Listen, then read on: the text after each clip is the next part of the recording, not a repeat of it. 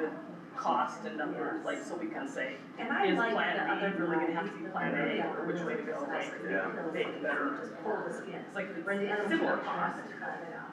but I don't know how it could be. Unless you want it to, 'cause you remember. Hello, how are you? Good. Karen?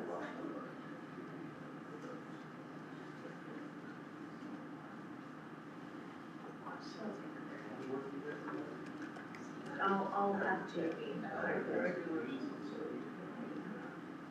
Look at you and look at me. How's Thomas doing? Good. Good, he's busy. Busy. If anybody asks, I Yeah. came home for like, She was in the Utah. if anyone She asks, says so how she's is it? He Danielle. says, See it's her hard, all but like, it's good. Yeah, so I've been, they're like full practice. They all are, day, they're so I'm getting not ready for sure. Memphis Bobbies. They've been scrimmaging, but I think this coming weekend is their first travel game. Okay, So, are you gonna be able to see any of the games? we're going for his birthday this that week after next, and gonna see, we're gonna drive clear to Denver and see him play. Great. Then he plays one in Salt Lake Oh, that's in good. October, so we get to see him a little A bit little more. bit, that's good. Hopefully more in the spring. Yeah. Thanks for asking, how's your missionary? It's good. Just the ups and downs, he's getting used to his new job. Sorry, I Is this I focused got him on in you? July. It's a big transition. Loved his office. Yeah. And the new one's personality is a little bit different, his wife is a little bit different, you know, like, the previous one was like just so loving and kind, and this one's a little bit more like, and they're probably just getting this. Yeah. I'm like, just, Let's give him a minute. give me a minute, but I've heard that some treat it more like a family and some treat it more like a business. And when he describes it, I'm like, that's just like my mission. I like my mission was like, I hardly had any contact with it, but she also had kids at home still, we had like 13 kids, and I think they brought 6 of them. Whoa. So, yeah. Internationally? No, I was in Boston. But still. Yeah, so, you know, I was like, just work on the mission. Just like, Get settled in. Sister Coleman is their names. They're from Washington. The state of Washington, and actually I have a cousin that's good friends with me, but like a cousin that I'm not super close to, she's always an Indian. So, and they love him, like I remember when we found out, like, oh, do you know them? Like, oh yeah, they're good friends, they're gonna love her, so. It's great. I want to hear about your Yeah. senior that went on the. Oh, we went to Fiji. Yeah, how did that go? It went really, really well. We had a phenomenal experience. It was just really good. Some really hard things, but it was hard work. I would say, and not risk taker at all, but it was really, really good experience. They built well, there's like 4 or 5 groups that go over during the summer to the same place, and they built a clinic for doctors to stay at a hospital close to where they, this, on this island, this is a smaller island. But they got to do lots of excursions, and then they stayed with this guy. It was really cool. He's back from Australia, but he built these like kids from Australia come over when they were researching coral or doing something like that. And then HSP, which is what everyone got in touch with, and so they stayed there for an organization. And he had some dogs, and Aaron and he loves dogs, and there's lots of dogs on Facebook, which can't handle wild dogs. And this guy, they were his dogs, he's like, I'm so grateful for that. And the guy really liked her, he's like, if you ever want to have a job, come back, so. So you might go back? Probably not, but I was like, that says something about you, you were good and kind and a hard worker and good to the people around you, so. It was really, it was a great experience, it was kind of whirling, it happened so fast, you know? But then my brother was watching. How long were you there? About 2.5 weeks. Yeah, yeah. And I know they're talking about. Yeah, that you're probably ready to go. Yeah, I mean, they crossed the international date line, so like, they were day ahead, basically, because like, lost day going and day today coming back, like, he left, he got home before he left, like, time-wise, it's just kind of, get for the, he's like, a couple weeks afterwards, he's like, I'm still on Fiji time, so when you go to General, I don't care, we're not on Fiji time anymore. So he was. How are you? It was a good experience. I recommend it to any kids that do had that opportunity. Superintendent, do we wait for Brian or get started? I haven't heard anything from him, so I suspect we probably should get going. I would think so. And on time as well? Yeah. Well, we did have one more presenter that felt like October would be better, Tony Federer on some of the safety stuff, so. Okay. With the two, I'm not sure we'll be pushed for time, so I think we'll be okay. All right.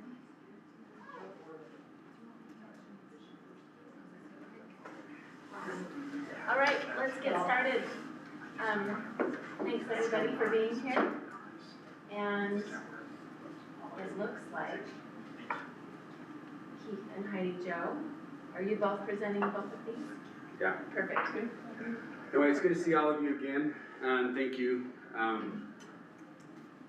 So this year, Senate Bill 178, which was pretty much Governor Cox, his real strong feeling about electronic devices at school.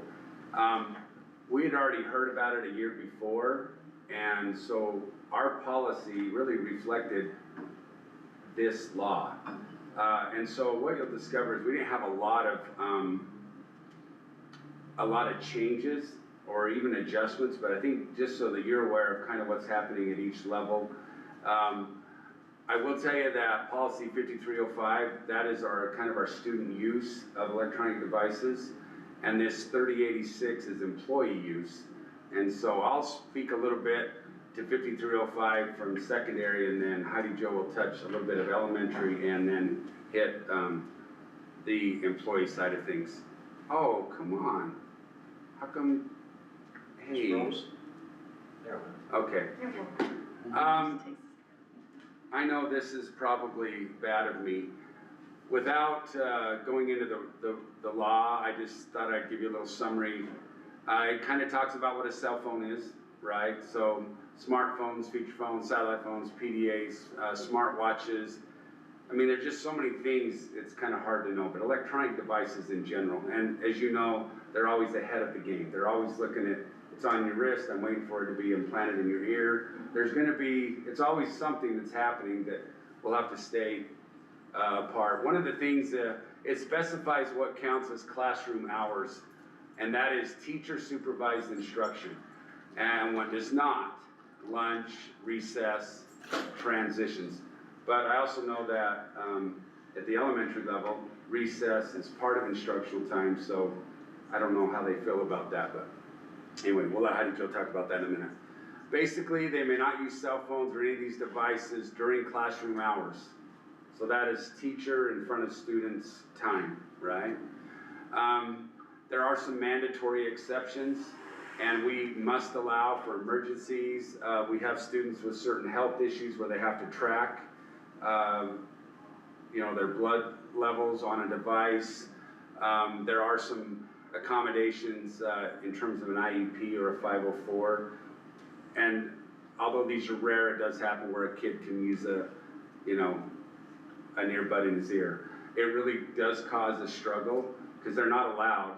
So it kind of identifies a kid that we can't say that they have an IEP or 504. All we can say is there's just an accommodation needed.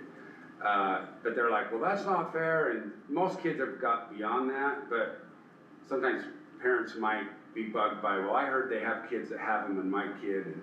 But it is because of some of these things, and we can't let everybody know the why, but those are some mandatory exceptions. We certainly can go more restrictive than the law, which means we could say nothing during any time of the day.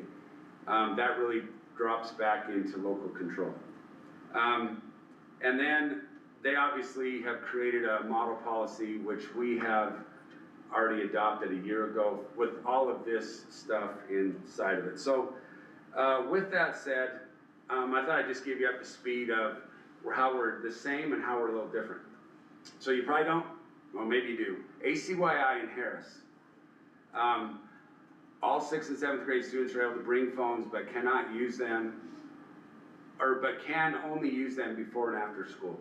So they are not used during class, during breaks, during lunch at ACYI and Harris. They've been doing this for several years, so this isn't an adjustment, but that's kinda, and kids, not as many kids have a phone, but they're starting to get a phone. This hasn't been a major issue, and like I said, it wasn't brand new this year. We did this last year, and I think Young has done it for a couple of years, so not a big issue. So Um, how do they, I get the phone, but Yep.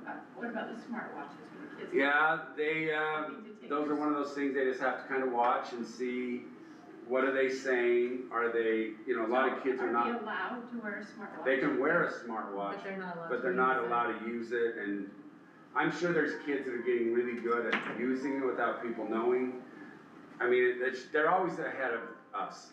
We're always having to be ahead and adjust, but we're not saying you can't wear a smartwatch, but we're just saying you can't use your phone, and I guess if they were able to, I know you can jump in, it's a small screen, us old people with bad eyes, we don't really like that, but for a little kid, they could probably jump in. We have not heard it being an issue.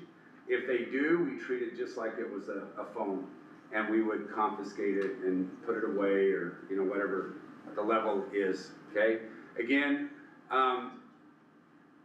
I forgot, that's a typo. They are allowed to use them, or they are not allowed to use them during classes. Oh yeah, the entire day. So they're out of the school other than you can come to school, and then they can go.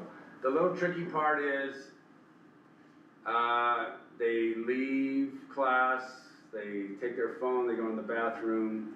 Parents feel like it's a must sometimes. That's the only way. They can't phone anymore. That thing we used to do is not a reliable source. So anyway, bottom line is ACY and Harris are doing it, and we're hitting very, very, very, very, very limited issues. Okay, so if they see it, obviously, you know, they may say, hey, you need to put that away, and then after that, there's a lot of things. They can meet with kids, communicate with parents. They can take the phone for the day. There's just a lot of things. We're not trying to destroy kids' lives. We know they're expensive, and anytime you have to give up an $800 phone, everybody gets a little anxious. But we will and do, and we do put things in educator handbooks, so we know if is this a second time, is this a third time? And every school has their procedure, and I'm not gonna bore you with all of that, but they all kind of have how they deal with that. So overall, really good stuff. Now, our 8th through 12th grades, they are not allowed to use devices during instructional time. So just like the governor's law had said, during class instructional time, there's just no phones. And it was interesting, I was at Bear River High yesterday, talked to a couple of teachers. I said, how's the cell phone thing going? He goes, this is our second year doing it, and really it's minimal. I've had to tell one kid, and we're 10 days in, that, hey, put your phone away, or you know what's gonna happen. I know. One thing that Bear River High that I love, they have a cell phone jail. And they have a place in their administrative office, and they come in, the kid has to put the phone in prison. There's a camera, so they know who's into that. They get to pull it out of prison. The phone is in trouble, not the kid.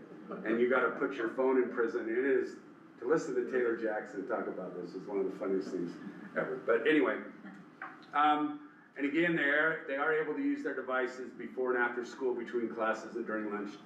They have noticed, especially at the middle schools, less kids are trying to pull it out between lunches, or between classes.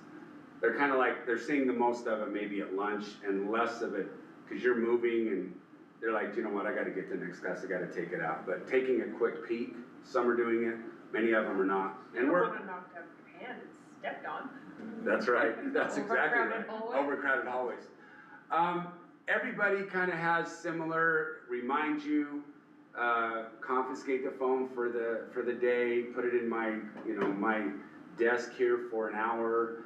They all kind of do it. But one thing that I really loved, and I'm gonna share this Monday at secondary principals meeting. This is something Bear River has implemented this year, Bear River Middle School, and I really kind of liked it. Teachers send a text to administrators, who then call down the student, and then they take the phone for the day. So there's not a battle in the middle of class. And I mean, it is a little disruptive to have a teacher say, hey, cell phone, Keith Meekum. But the administrators then take that. And they've said that very minimal. And the kids come down, do you know why you're here? Well, You had your phone out, so I'm gonna take it for the day. Let's not do this again. Do you remember the rule or whatever? But it's not in front of 30 people where there's gonna be a power struggle. So I don't know if all of them are doing that. No one ever said that, but I thought it was a great strategy to avoid embarrassment of a kid and a power struggle, which, by the way, those happen. Anyway, they just are reporting good, positive, very few exceptions right now, which we know if there's less of that, there's gonna be more learning going on, more engagement, more collaborative approach. Here's a situation, I know that they've talked, Governor Cox is saying, hey, they would like to, we're telling kids, Governor Cox would like to have this banned out of all day. Would you want it all day? No. Can we follow this rule? Yeah. So we're gonna use that as long as that works. We'll have to continue to communicate and be consistent with our enforcement and communicating with parents and, you know, the different consequences we have. And then I would just say this, if we decide to become more restrictive, and I'm just telling you, that'll be a fight at the middle high, because more and more have them. But if we do that, I think we'd have to create a focus group with parents, students, teachers, administration, and then how's the best way to handle this and the why. Anyway, that would be a big jump. I don't think we should go there. Personally, I like to give kids choice, because they have to use that choice. And I'll just use one stupid example. When I was the principal of the middle school, the rule was don't throw snowballs. And you've maybe heard me talk about this. So no one could throw snowballs, but I didn't know how on earth I was going to enforce that. If they wanted to go after, we could do the whole school. So I made a snowball zone. So I said, you can, but this is the only place you can do it. It was out on the field, 50 feet away from any building, and if you went out there, you had to know you're gonna get hit, because that is the snowball zone. What ended up happening is kids that want to throw snowballs, I went out there a couple times and got a couple kids really good. But what I discovered is snowballs stopped throwing in general. Because I said, where's the snowball zone? That's where it is. So people knew the rule, and then all of a sudden people that didn't want to get hit, they didn't go there. And it really became it was a non-issue, because we had a snowball zone. And you can go on and on and on. But the point was, I get it probably was risky or whatever, but fortunately they all went out there knowing what was gonna happen. But I think having rules, expectations, I would rather punish the few than punish everybody that can't do it. So on that, Heidi Jo. I have a quick question. Yeah. So, and I know you probably haven't asked every teacher, but is it being enforced consistently through all teachers? That's what we're talking about. But Okay. the answer is, some teachers, they're so darn engaged and everything they've got going that no one is even close to even doing, showing it. Right. Whereas if I'm in maybe a situation that's less engaging, my tendency to find other enjoyment. We're trying to become very consistent. We're trying to put things in educator handbook. We're trying to let people know, hey, know the rule, grow up, make some good choices here. Is it consistent? We're trying to make it consistent in every building because of their procedures. And all their procedures are close but different. But like the teacher doesn't enforce it. Well, and if they are, they're gonna get called on the carpet, because we've asked, I said, you can't have someone just let it go. Yeah. So That's fine. if you hear, we're gonna investigate, figure it out, and say, hey, teacher A, Just because I've got 2 kids at the high school now and my other ones, and I know when they started this, the message I was like, maybe it was 2 years ago, like some care, some don't care. It's not a big issue for me, but it does cut the power from other teachers. It makes them the bad person instead of, so that is where we're like, hey, if that happens, I get that's your personal opinion, but this is our expectation. And we'll have to just keep on working on that. That's good to know. And that's actually a good question, because we have some variations in that with 13 different elementary schools, Sure. particularly in the watch area, it's just really tough to see that. So actually in our student handbook, it's been in the student handbook for elementary for years. There's other things in here too, like, PE equipment and things, but I kind of cut it down to try to cover mostly just those things. Maybe didn't update, but usually what what's happening with cell phones particularly is that when, they don't follow the rules or there is a problem, then they have consequences. That could be confiscation, it could be contracts with the student and the parent, so they would have a parent meeting and say, this is the problem that we're having, here's what we're going to do, here's what we do or don't allow. One of the problems that I'm hearing at a few different schools is that students keep them in their backpacks, then they ask to go to the bathroom, and then they go call their parent and ask them to pick them up, and they show up at the school, and the teachers are upset at the secretaries, and the secretaries are like, we have not seen them. So kind of working through that, and parents are not very happy when we say like, you know, they need to go through the office so kids don't disappear, you know, like we kind of get, when kids get lost, we tend to be really frustrated, but sometimes like we don't know that's happened if we don't go through the proper channels, so we're reteaching on that. We obviously always try to make accommodations for medical care plans and specific family needs based off of individual reasons, so we do allow that. We also feel like in elementary, the students and the teachers are so closely related that we have to make sure that our teachers are modeling appropriate behaviors, so this is part of it. The employees should model appropriate technology use for students. That means they should avoid using their phone for texting, calling, and doing non-work related activities during their instructional time as well. You know, we've talked about it's on your desk and you know, I mean, it's hard because if there's a family emergency, but make sure they have the office number in a family emergency and they call the front office and we'll transfer it to you. Then you don't have to be checking it. But they can leave them on their desk and just kind of have them out of line of sight. But going around, you know, sometimes teachers have like their anthology and the cell phones right there, you know, when they're teaching, or, you know, I've seen like bus drivers scrolling through while kids are getting on buses, or out on the playground. I've seen parents recording each other the last couple of weeks, like when they're supposed to be supervising kids. So overall, we're trying to create a culture of like, let's address things that are out of alignment with each other. Jason did a really good job of addressing some things with bus drivers. Really what it comes down to for me is that C initiative, and Steve and I have talked about this. We're gonna talk about it with directors, we're gonna talk about it with administrators. I want them to see how that cell phone, when an employee is using it, is preventing them from connecting with students and taking those opportunities to engage with them. Anyway, about that more extensively with any of you if you'd like to, but it does, we are supposed to cover the cell phone policy in the first few weeks of school, so the elementary principals are all at a different variation of doing that, but they're making sure that it gets covered and that both of their handbooks, their student handbook and their employee handbook are updated to reflect that, so. Well, I want to thank Keith and Heidi Joe. The reason I asked them to talk about this was because as school started this year, there were a lot of news articles about cell phone use, and I think I congratulate us, Box Elder School District, that we knew it was coming, so we put it in place and have been doing it. Whereas they were talking about it in a lot of school districts as it was brand new to what they were doing this year.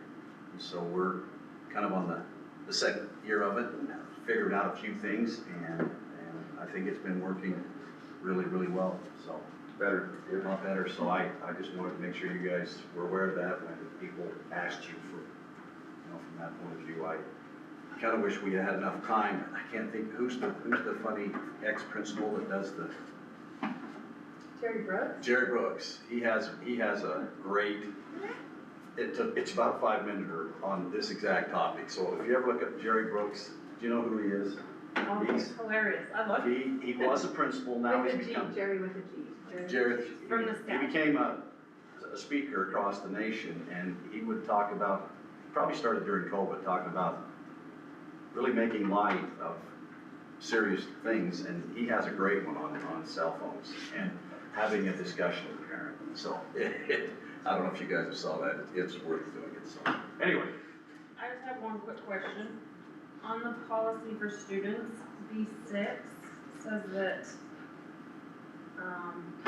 confiscated devices can be searched if there's reasonable suspicion. How do we? Yeah, so the That's reality is, super- no, if you search, it has to be for the administrator, the school side. We would have to search for things that we're we think they're suspected of having. An example would be reports that she had naughty pictures on her phone that she was showing all the students at recess, so we're. Okay, but we He have took like pictures. procedures for it, that it has to be an administrator and they have to have, We have a search it meets a policy. certain threshold or something before we, okay. Yeah, And if they're looking for a certain thing and find something else, we don't get to use it. It has to be pretty specific. yeah, we're not in a cop where we can look at all things, once they have a reason to, we're just like, okay, I've heard there's been naughty pictures, that's what we gotta look for. 5294 is our student discipline searches policy, so maybe we should add that to our docket to Yeah, review and yeah. just see if something about cell phones needs added in there, so. Yeah. I'll let us. Well, so if you did find, say, naughty pictures, Yeah, then we turn it over to the SRO? yeah, and that phone's not gonna go back. No. What do we do in the elementary schools? We call the police, and they come. Yeah, we Now- have SROs for the elementary schools, they're assigned, they're just not there often, but yeah, we reach out to them when we have incidences that we think they're involved in. It's, as you know, pretty serious. Manufacture, child pornography, distribution of child pornography, it's really serious stuff. I saw in other districts, they have those like little baggies that they have to be locked. Is that, I mean, I agree that I think not forcing it is nice, but it's also nice, like when you go, anyway, the other side of it is, when it just isn't a bother, Yeah. But is that an expensive? I would assume that'd be a very expensive, Back when the phones Investment. were $50 for a flip phone, but now that these are $800 to $1,000 phones, just taking them and putting it and make sure, although there's a lot of kids that just put them in the back pocket like it's not a big deal, that put them down with their backpack, like this is just a part of my backpack. Like they don't think it's $1,000. yeah. And it's kind of funny, I'm like, put that away, lock it up. It depends on who's paying for it, I guess, is Well, who and I gets think those excited. things that, there's a cost to that, like, They're those are pretty expensive. $35 each. I looked at $35 each, okay. $35 each. For a single pouch? Yeah, for a single pouch. So when my son went on that humanitarian trip, they used that, like, they put him in and he didn't have his phone for 2.5 weeks. And when they could, like, it's a magnetic, they could unlock Yeah. it, but there was like 15 kids, That's you what can we- afford it for, that's like, but for Right. 2,000, it becomes pretty, Unless you add it to the school fees, I mean, instead of a locker fee, it would be a phone pouch fee. I think Or it's it'd be better just to put it in yourself. in Yeah. your- Some the teachers transaction. actually Yeah. had that maybe 2 or 3 years ago. I remember it would be like. But it wasn't really locked up, it was just like, Just slide them in. like You're a the number calculator 3, pocket or something. Yeah. but a kid could go up and go, I'm taking 3, and, Oh, yeah. it's just best to put them away.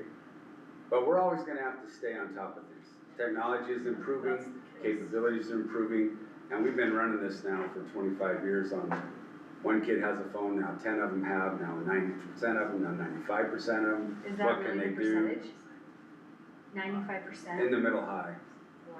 And there are parents that are having trouble with their phones with their kids, so they would like the school to come in and eliminate it, because that would then solve this conflict they're having with their child, which I don't blame them, but that's also this, teach them the right way and trust them to make good decisions and consequences if they can. Corinne, you were just gonna say the $30, did you wanna say anything about like what we're doing with, cell phone use with employees and social media and things like that too? Well, Steve sent out a thing to all of the staff and reminded them of the policies not to use cell phones in the classroom. To reiterate what Heidi Jo was talking about, that, you're there to connect and work with students, not to manage your cell phone. And we do have policies against using cell phones in the classroom, and so Steve just sent out at the beginning of the year the expectation for all employees to. Well, it's all employees, not just teachers, because Yep. we already had a problem with the bus driver sitting there scrolling through, his kids get on, and there's a problem in the back of the bus, just in the, either getting on or getting off the bus, and so. I can't remember who turned them in, but somebody turned them in, and so we Yeah, had to, we've had a lot. if you're on duty, you need to be focused and being aware of kids saying hi as they get on the bus and knowing if there's any, thing going on in the back in the locker, so.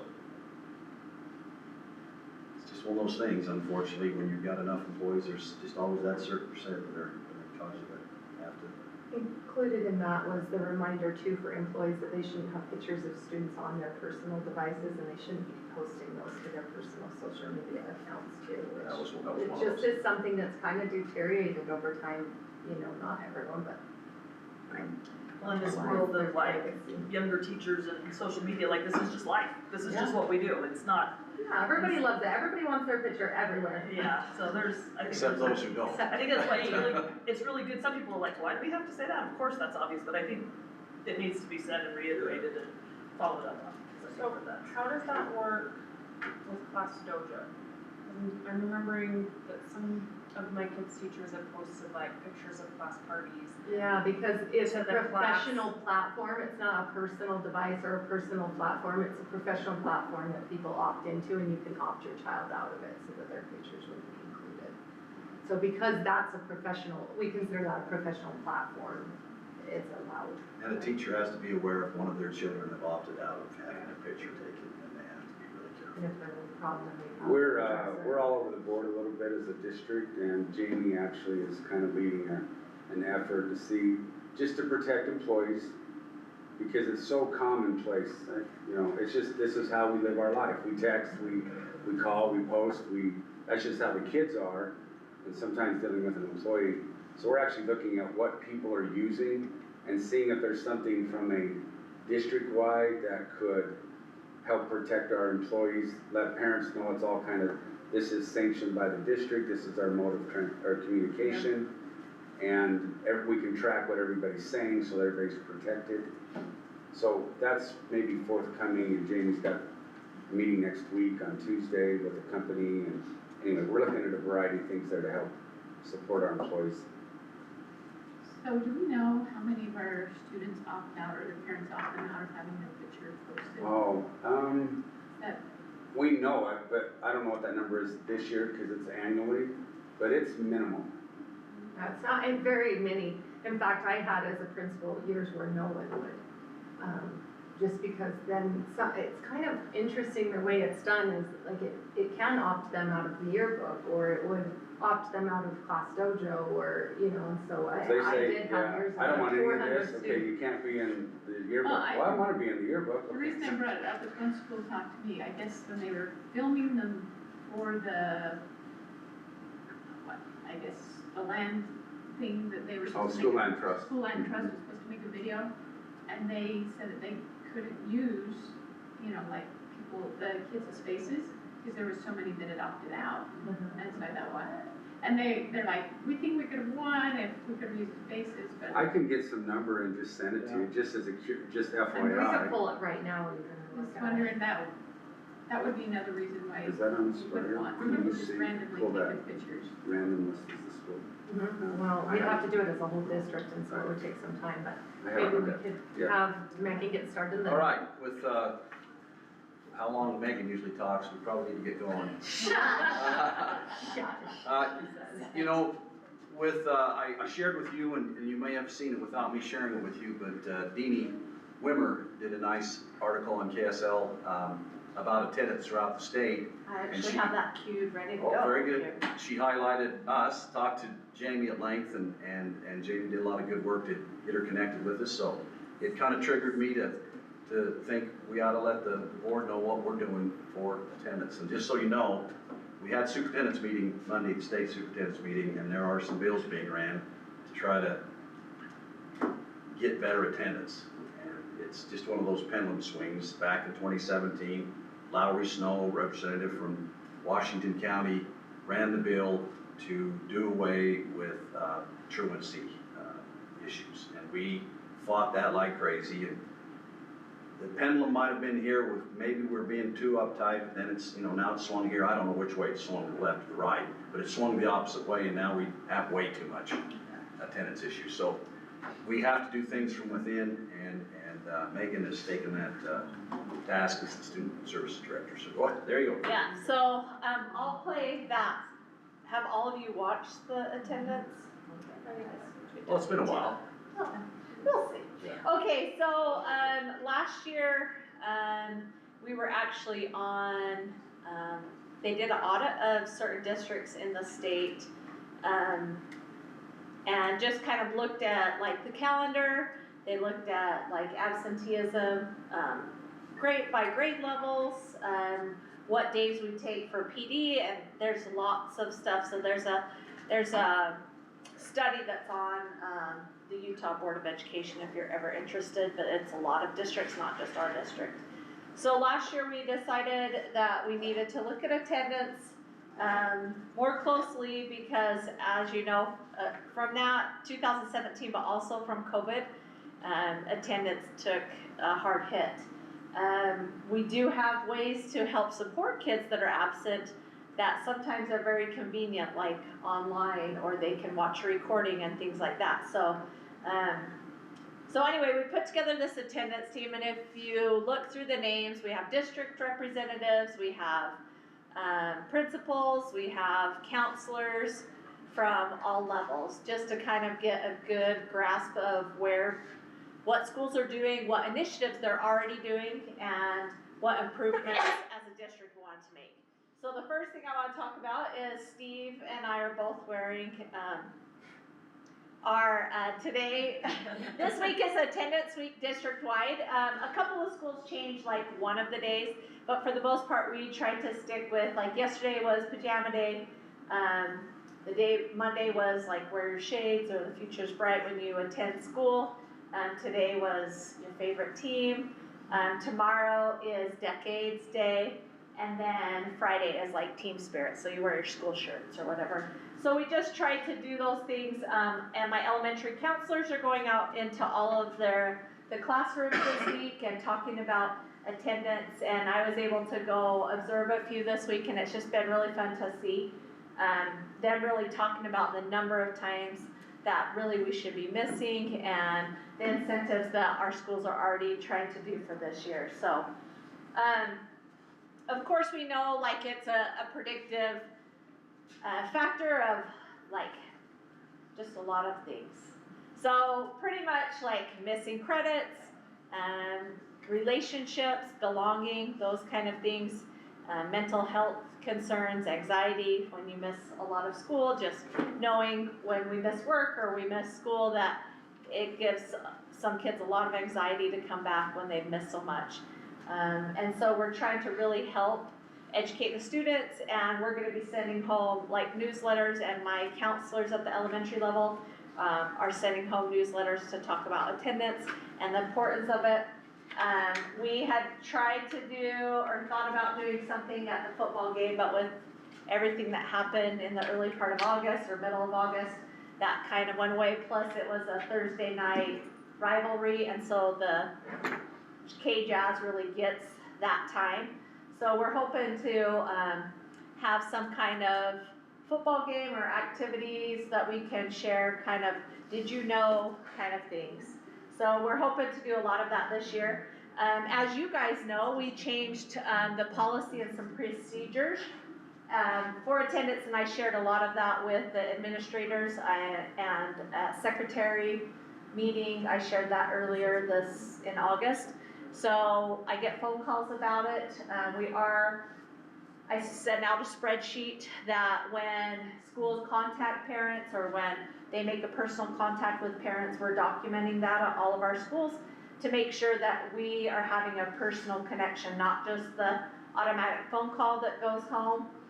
One of the things after 10 absences, regardless of the reason except for like a school excused, we want to have some kind of personal connection with the school or with the parents, meaning either a phone call. I'd rather have an in-person meeting, but that doesn't always happen. But something that the school can do to mitigate any barriers that the families are having getting them to school. We talked about all of the attendance codes. There's so many, and there's still kind of questions on those. But if you see any of those, knowing what's valid. So like if I called the school and I said, my boy just wouldn't get up for school, that's a P, but it's technically from state law and our district policy. That's not valid. It's a parent excuse, which is fine, but it's still technically an unexcused absence because it's not one of our valid reasons. Now, if they've been at a doctor's appointment and a mental health appointment, all of those things, and it's not for us to judge. If a parent says, my kid was at the doctor, or my kid's having, sick today. yeah, then we just mark it as V for valid. So if I take my daughter out for lunch on her birthday and she misses, it's a P. It's a V, yeah.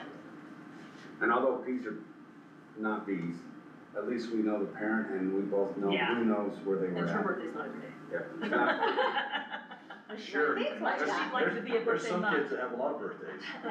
So I had Jeff, he's on our attendance committee, and you know he's over like a lot of the data for the district, and so he pulled this attendance from last year. Anything in the dark, red is, I mean, it just goes from The lower. lower, and then the really dark green is But they really don't have good. school on Friday. Yes. So your chance of missing school on a weekend is not That's really true. into play there. I was Yeah. gonna say, that's a good thing. But they have to go longer, so. Yes. Who had the highest? Grouse Creek Secondary, and then all of the westerns are all 97s. I think there was one, that represents one student. Oh wait, Grouse Creek Secondary, I was just reading it as Grouse Creek. Yes, and then Grouse But it looks Creek like all the- Elementary, all the The western. elementaries are all in the 90s. That would argue that 4-day weeks with Friday Yeah. off gets good attendance, is what I'm seeing. That's what you're Put saying. that down. Statistically. So, one thing that our, And go can ahead. our data show if you took out what our attendance would be not counting Fridays? Yeah. If we No, took we Fridays could off, run what our that. numbers would be? We could run it. I'm That'd just be good. curious. That'd be good. Somebody I write know, that I know down. that I'll email you. Friday Okay. is the most missed day. Yeah. Okay, so yeah, elementaries are doing okay. One thing about secondaries too, they have to mark it every class period, so, that's a little bit different compared to elementaries, marking it, just the once a day, but.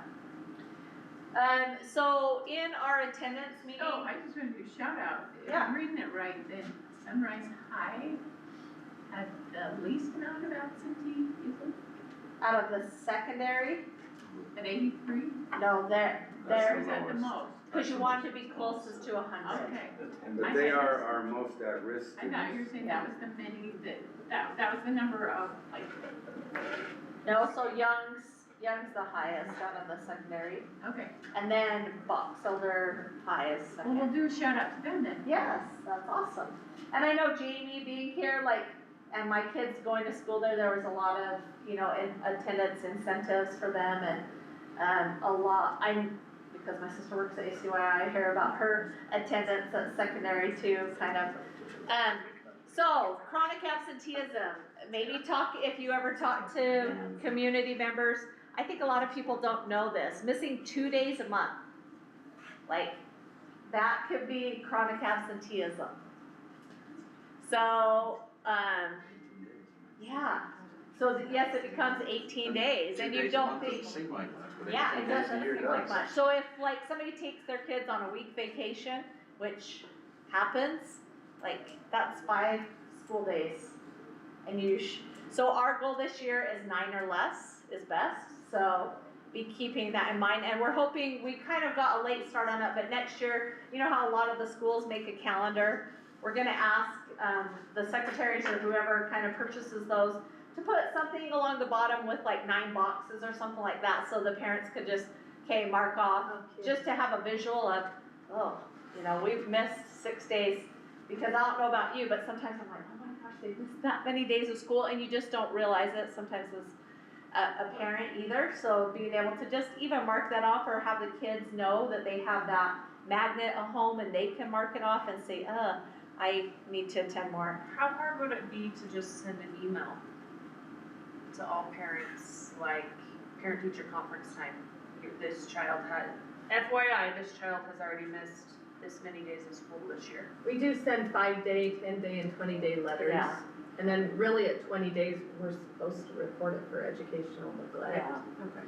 And In between 10 and 20. is And when I'm we really send. pushing all the schools to have more of a personal conversation with parents, again, to talk about the barriers, because some feedback I've gotten is I get the phone call every day, but nobody at the school has reached out to us to see. And that goes a long way to say, call it, like have the counselors call, have the teachers call and make that contact, say, what can I do to help support you and to help you get your kiddo here? Because of course we find a lot of anxiety or we have transportation issues that we can try to help mitigate. How hard would it be to separate the tardy versus absent phone calls? Not, it's just a matter Cause of, I have what heard you from said a about parent that. before that they're like, I don't know, she just tells me she was late, and then when we get to the end of the trimester, they're like, no, she was never here. Here But was the my phone call favorite. told me she was just. one or more of your children have been absent or tardy in Yeah, one or more classes Yeah. in one or more years. Yeah. And So if we could separate that the phone call says they were tardy or the phone call says they were absent. It's a topic for Monday. So I think that might be helpful for some of the chronic offenders. Yeah, and I We're think also just lying to their also trying parents. to teach parents about passport, you know, that they can really, cause when my kid, I was like, okay, what did you miss?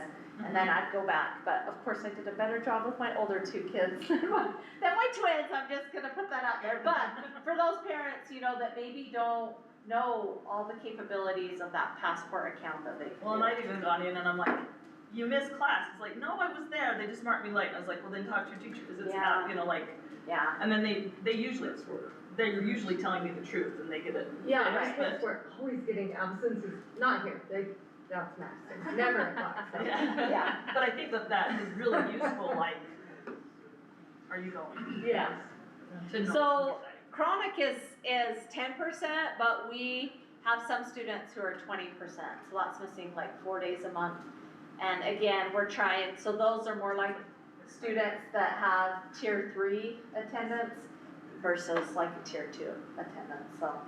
We're working on all of those things, and again, that's another reason why we're putting in place that the school has to make contact, because there's gotta be something more going on than just, there's gotta be, you know, and sometimes we find that they might need homebound services, which is where we have a teacher, that goes out once a week to meet with the student. That's cleared through our health services and I sign off on it, but, if there's a illness, then we can do that while we're waiting for them to come back. Okay, so here's just kind of chronic absenteeism over the last 3 years. So you can see the schools, like Jamie's here, so might as well do a shout out. Jamie's went down, like it went up, but it went down with the incentives that she had. So chronic absenteeism, remember, is those kiddos that had 2 or more absences a month. So that means that like 28%, well, the 80 to 90 is 17%, and the severe is 11%. So if we just we had 17%, like Fox Elder High had 17% of their students had missed 10% or more. Megan, are the schools that went down the ones that participated in the committee? Is there a correlation there? So Jamie was in on that, so was Randy. Shaylin, Austin? Shaylin is Young on that, or let's see. Century, Dallin wasn't on that one, but Golden Spike and Lakeview. Austin wasn't, but Shaylin was at the beginning of the year, and then we've just kind of moved people around. Just wondered if it helps. you know, Yes. I mean, it would be nice to have every school at those meetings, but that would be a really big committee, but also take a lot. So, we're hoping to really make a difference. I really have loved this year. We have really pushed district-wide initiatives. Anyway, here's just another kind of easier, maybe graph to see. This was last school year. So the severe is the 20%, the yellow is the 10%, and then the green is less than. If you can't see a third color up there, is that a me issue? Yes. Because I see 2 colors in every box. Do you There is see? 3. You can't see the yellow. This one only has 1 color, so you got that Oh, one I can right. do that one. Okay, so that's red, yellow and green. Is it Right. yellow you can't see? There's no outline on it, so you Oh. can't see the I see 2 differentiation. colors, or If you except for turn in the the lights western off, you school. probably could. Okay. It's a me issue, just curious. Sorry. Okay, and demographic data, this is another one that I'm asking my elementary counselors to look at. The chronic absenteeism by demographic. So all students were a little bit above 30% as a district, but our EL students are closer to 50. Hispanic students, which some of those are in both of those categories. So that's kind of where we're at. One thing that was encouraging, our students with disabilities are right at the all student average, so. So Megan, what that's saying is 30% of our kids missed 18 days of school last year. Yep. At least. Yep, and that's only, like, that's any absence, but not school excuse, like Not- the, Anything Not but. that, anything but that, okay. yes, yep. So, yeah. So, yeah, that's something we're working on. So the state campaign is Everyday Counts. So I know that in years past, like different schools have said different things, but we are, as a district, decided to just go along with the state initiative, which is Everyday Counts. And so that's what, like I said this week, that our counselors are talking about in the classroom. So just anytime that you're talking to a family, like going on vacation, like every day really counts, and really teaching both the kids and the adults the everyday counts. Here's part of the challenge that our district is doing along with other districts across the state, just kind of doing kickoff things. We had attendance week. We're gonna have like random days where if every kid's there in a certain class or whatever, like look at percentages, give them a treat. I was at North Park today, North Park and McKinley, and McKinley's having a thing where, do you remember back when we did auto leave, and if you had perfect attendance, you got like get a bike or whatever? We decided that we don't like that just because it's really hard, because we don't want kids to come when they're sick. So their school goal is 95%, and anybody who has 95% or better attendance are in for a bike. So those kind of things are things that we're trying to do to help support. So again, these were things that we came up with as an attendance team. We really wanted to do the kickoff, but with everything that happened in the middle of August, we weren't able to do that. And then this week is attendance week for the district. So I think just having a kid at the middle school, having a kid at Lakeview, it's kind of nice to have some consistency that we know it's attendance week, and hopefully that when they're home around the dinner table, they're talking about attendance week and how important it is. Is there any initiative that with teachers getting any, can I ask that? Incentive for their students to be there or for them to be there? I mean, we did talk about that as adults. We did, or we didn't? We did. I was just curious, can I ask about that now, or should we just? Yeah. It's, you know, here's the problem. The biggest incentive is if you collect your sick days and your personal days, you do get reimbursed for personal days past 10, because you can get 3 a year. Your teachers get 3 a year? Okay. And for retirement, people leave our district after 30, 40 years, sometimes with $50, $60, $70, $80,000 if they can build up their sick leave. And so there is that incentive. Now that's you know, I hate to say it, in today's younger students, that's not as big of an incentive as probably our more experienced teachers. And students, you know, that we're encouraging them to be gone less than 9 days, and teachers have around that many days to spread out for the whole year. We didn't want to make them feel like they can't take time off to be with their families when they need to, or like, for example, I had a principal who was gone the second week of school, and her mom passed away. I would want her to be able to feel like she would be there for that, but they have a finite number of days they can use. Yeah, It's good. Anyway, so again, our goal is 9 or less is best, so if you can help spread that word when you have constituents talking to you about that. Jamie's done an amazing job, like putting stuff on social media, putting stuff on our website of our initiatives and what resources we have to help students with any of their issues or concerns. And really, our counselors have done a great job to really mitigate some of that anxiety and even adult anxiety. We had a family last year, it was a family problem. I checked all the kids' attendance and they were at different schools and they all happened to be missing like the same day, like every other week or whatever. So we actually had our one of our LCSWs meet with that mom to kind of see, it was the mom's anxiety that we needed to support. So we try to do what we can that way to help support our kiddos. And that's about it. So do you have, we're just working hard this year to do things district-wide. We have things that we check off every month.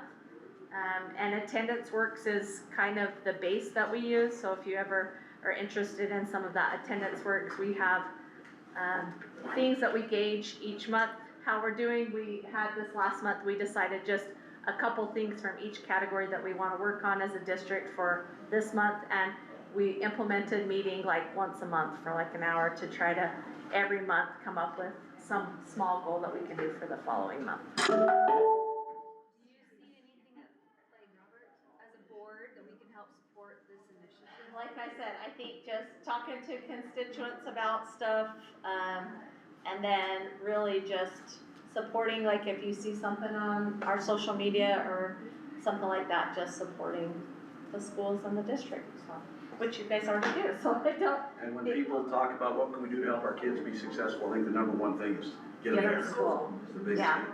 And a lot of times, like at the elementary level, you know, getting them into school and then letting us kind of help them get to class and those kind of things. And again, if we need to support parents that way, our LCSWs and our counselors have been really good to kind of help the parents as well. Do you guys want to watch this or you already watched it? I guess it's time to go. I guess I did talk enough. Thank you, Megan. Karina looked it up and we had 170 photo restrictions in our district for the whole 12,000 students. So it's to err more than 1%. So slightly.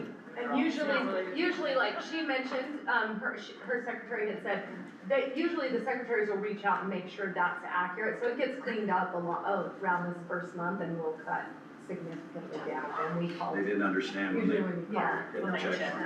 Said usually So 95%. I've heard from some people that usually are substitutes with the Kelly services, that they won't sign up with the new one because they don't have the option to pick what school, or if they're subbing for secondary or elementary, so they won't even sign up. So I don't know if we have enough people signed up to be subs, or if we need more, if that's something we can We ask always for. get more, so I can tell them that. Maybe we should have that in December, or sometimes when something would happen in elementary, Also- like, don't let them come here. Yeah, so I know you Also, can, that's feedback. need to know that feedback. I'm getting feedback too that is it ELL? ESS. ESS. Too many. They won't let them sign up if they're not gonna guarantee that they're gonna come X amount of days.